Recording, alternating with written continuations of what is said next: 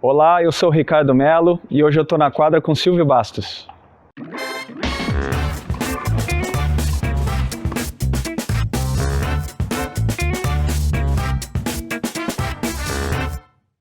Bom, seguindo aqui, a gente mantém os convidados sempre em alto nível e hoje, mais uma vez, para manter o alto nível, Ricardo Melo aqui recebendo a gente aqui em Campinas. Ricardinho, prazer enorme ter você com a gente. Prazer é meu.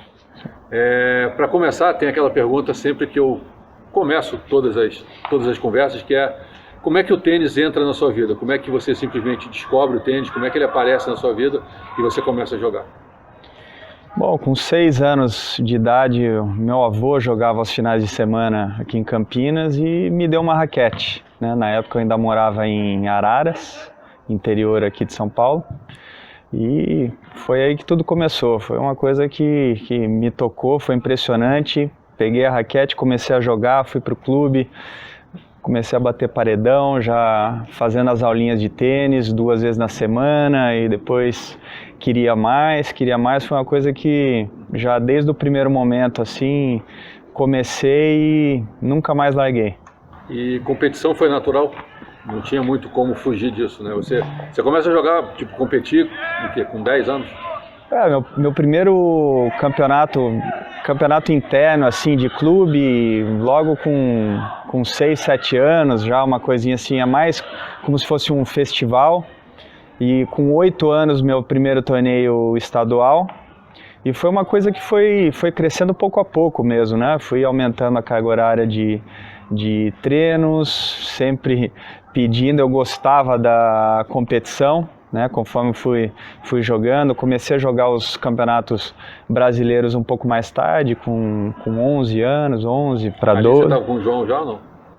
Com 10 anos eu comecei a treinar, né? Na verdade, com 10 anos minha família se mudou aqui para Campinas e aí eu comecei a treinar com o João, né? No João e no tênis clube. Então foi aí que eu tenho na minha cabeça uma lembrança assim.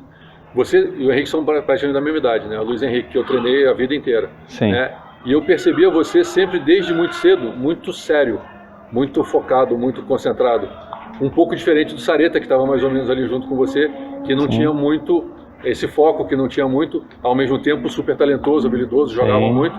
Mas você, eu percebia, não mais comparando com o Sareta, mas comparando com todo mundo. Você era talvez ali daquela molecada toda de 12 anos. Tinha outros meninos também, o Marco Túlio treinava aqui também, enfim. Sim. Tinha uma galera grande, enorme, que jogava, mas você era muito concentrado para 12 anos.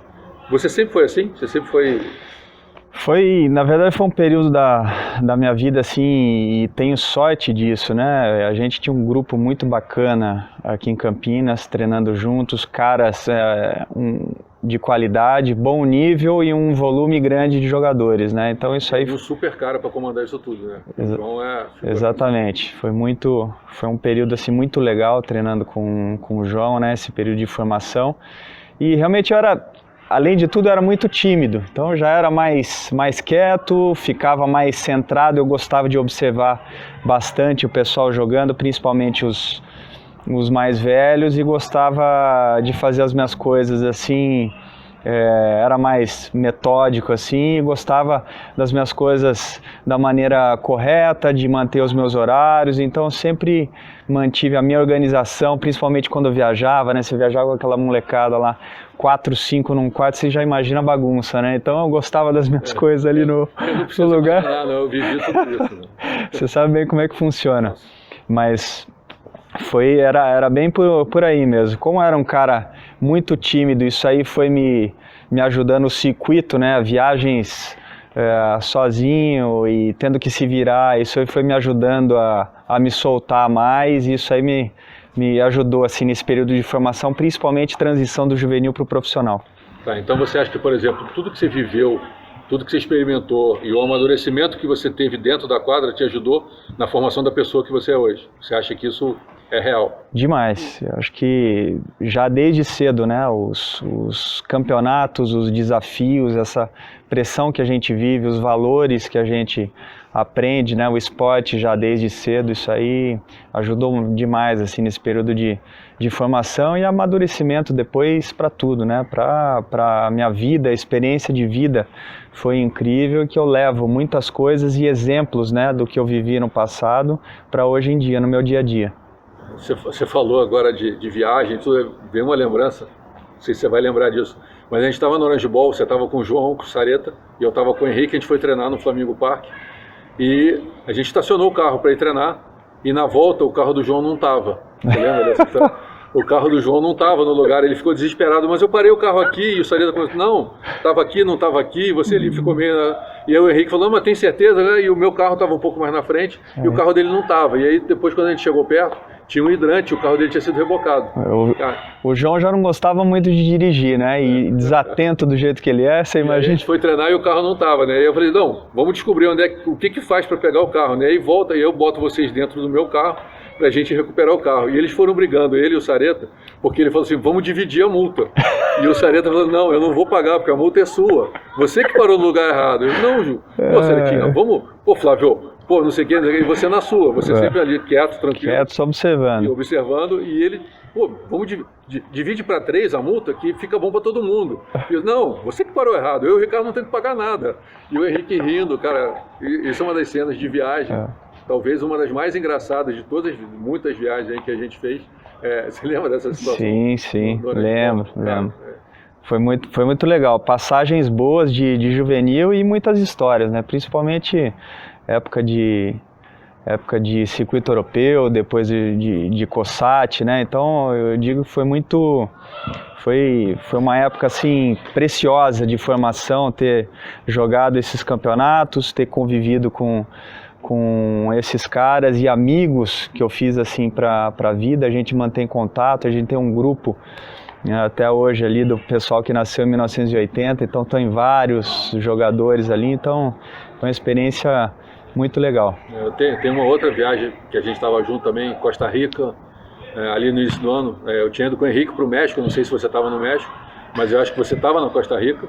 Ou se não estava na Costa Rica, você chegou. Estava no México, estava no México e depois. Costa Rica, isso aí. Lima também. E o COSAT, eu acho que é uma experiência para quem quer jogar tênis e consegue sair do COSAT com vontade de jogar tênis, é a certeza que você quer jogar tênis de verdade. Porque só quem foi para um circuito COSAT e vivenciou e experimentou tudo que passa, que acontece, sabe o que é de verdade aquilo ali. E se você termina um COSAT, independente de 2, 3, 4 semanas, e sai dali e fala, não, eu quero jogar tênis, você pode ter certeza que você vai, porque não é qualquer um que consegue passar por aquilo ali, né? É duro. Foi muito legal, foram várias etapas, como você disse, a gente já começa lá em cima, né? Com 15 anos, foi a primeira vez, minha primeira experiência jogando fora do Brasil, e estava entre os primeiros, né, do Brasil. Foi a primeira experiência até então, falei assim, poxa, vou jogar com caras aqui da América do Sul toda, vamos ver, né, o que vai acontecer. Acabei que, poxa, consegui já desde as primeiras etapas ali, ganhei Venezuela, ganhei Equador, vice na Colômbia, fui até super bem nas etapas de baixo, acabei quartas de final, consegui um vice, final no Banana Ball, né, que foi minha grande expectativa ali, acabei ficando com vice, mas aí, poxa, acabei disputando as primeiras posições da América do Sul, acabei terminando em segundo e classificando para o circuito europeu.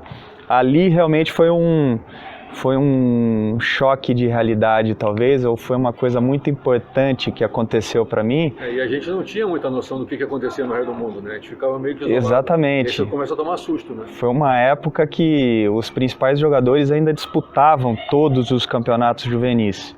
Então, poxa, eu cheguei ali, meu primeiro torneio na Itália, até levei um sermão dos meus técnicos ali do circuito, acho que era, não sei se era o Ivan Molina ou o Cláudio Sousa na época, mas sei que levei um sermão que eu perdi na primeira rodada no torneio na Itália, e esse cara que eu perdi na primeira rodada era o senhor Roger Federer, que eu não poderia ter perdido por um cara como esse.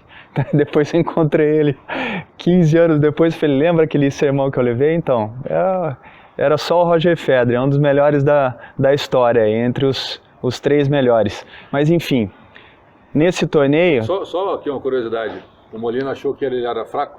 Então, exatamente, eu não poderia de maneira alguma ter perdido aquele jogo, ainda tive 2 match points e perdi. Mas enfim, eu sei que nesse torneio tava Roger Federer, tava Lleyton Hewitt, tava Marat Safin, tava Andy Roddick, tava o Nalbandian, o Coria. São fraca, né? Então você vê o nível desses jogadores. Então, poxa, eu venci alguns jogos em 5, 6 etapas e quando eu voltei para casa foi que eu falei assim, poxa, eu preciso treinar muito mais do que eu venho treinando e preciso melhorar e evoluir meu nível de jogo. Né? E aí, exatamente, você chega a essa conclusão na volta, mas você faz. E você consegue e entra no profissional. Como é que foi essa transição e como é que foi a sua sensação, o teu sentimento jogando no profissional? Mesmo a gente estando aqui afastado, longe, tendo que viajar sempre muito para poder jogar. Então, com 15 eu já comecei a viajar bastante, já deu para ter uma ideia do que seria a minha vida, né? Eu sempre fui um cara muito caseiro, mas o preço a pagar é ficar longe de casa. Então, poxa, foram... ao longo da minha carreira, nunca, graças a Deus, não tive lesão que me tirasse do circuito, então eu fiquei durante 15, 16 anos viajando 35 semanas do ano para fora. E foi uma transição que foi boa, né? Aprendendo a cada torneio, mas eu já tinha claro na minha cabeça que, poxa, eu estava entre os primeiros do país, estava entre os primeiros da América do Sul. Eu sabia que, de uma maneira geral, seria uma transição que, poxa, a gente faz 18 para 19 e sai do juvenil, a gente tem que começar a remar e a construir e ganhar seu espaço de novo. Então eu já tinha claro na minha cabeça que seria dessa forma também e fui encarando os desafios, fui aprendendo, fui tendo experiências tanto nos Estados Unidos, na Europa e diversos outros locais assim de torneios que eu me dava melhor e condições boas, e foi dessa forma que eu fui evoluindo e avançando ano após ano. Bom, Ricardo, história é o que mais tem, né? Conversa, assunto, mas a gente tem tempo e acho que a gente encerra essa primeira parte falando dessa tua trajetória, né? De tudo, de como começa do juvenil, da transição do profissional. E eu acho que de repente a gente pode começar na semana que vem ainda com o finalzinho do teu profissional, que eu acho que ainda tem alguma coisa para a gente explorar e depois falar tudo que você vem fazendo. Obrigado de novo por você estar recebendo a gente aqui, e a gente volta semana que vem falando um pouquinho mais da tua trajetória, da tua vida, do que você vem fazendo. Legal, valeu. Silvio, prazer. Obrigado, valeu pessoal, continuem assistindo, compartilhando, se inscrevendo no canal. Obrigado.